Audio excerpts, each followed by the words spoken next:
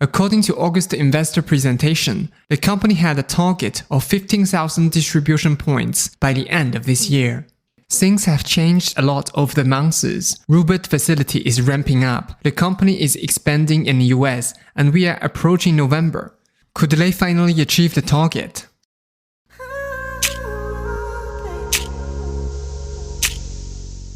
Mr. Alpaca, business updates.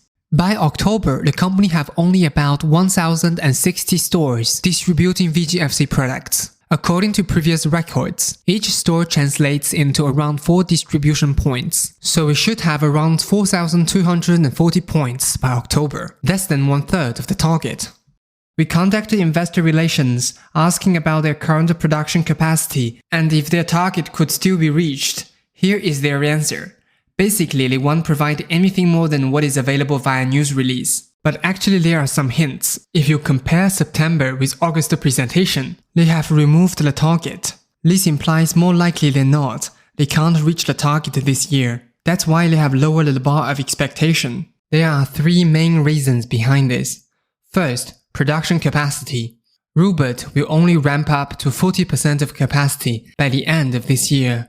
Therefore, the company still has production limitation. So we took over the Rupert production space late January, and we had it up and running by April in a limited capacity. But really, it wasn't until later in Q2, late May, early June that we were really producing at a bit of scale.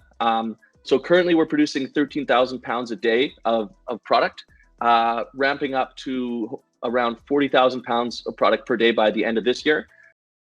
Current production level could only supply online orders and natural food stores. To work with large chain stores like Walmart, Sam's Club or Costco, the company needs to prove they have sufficient capacity to fill the shelf. 2.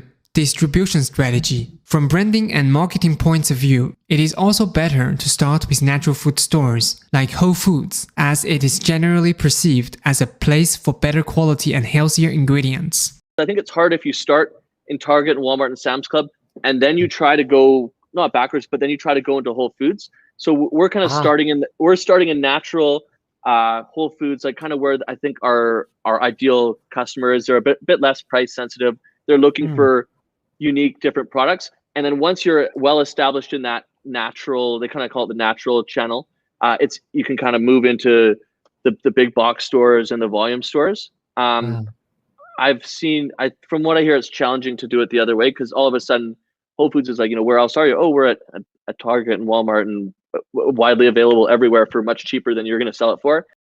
3. Product review. To be a supplier of large chain stores, VGFC needs to send its product for review. According to Q2 earning report, we expect to be on the shelves of many more stores by the end of this year, but more so in the first quarter of 2022, after major retailers' full 2021 product category review periods. Retailers have set periods in the annual calendars, called product category review periods, where new entrants into their stores are considered. Food suppliers such as VGFC present their innovative products, along with samples, marketing materials, and suggested pricing, to have their SKUs selected by the retailers. For major retailers, the next product category review period is this fall for entry onto their shelves in Q1 2022. So what we've done is we've presented to all the major retailers. Some of them have been, some of the smaller ones have been able to list it right away. We're in, 175 stores in the US already. Some of them are, considering the product, had a lot of great feedback, especially on our new Butcher Select line. So it's just, it's great. It's a slower build. It's not just, here's a product, a week later, it's on, every grocery store shelf.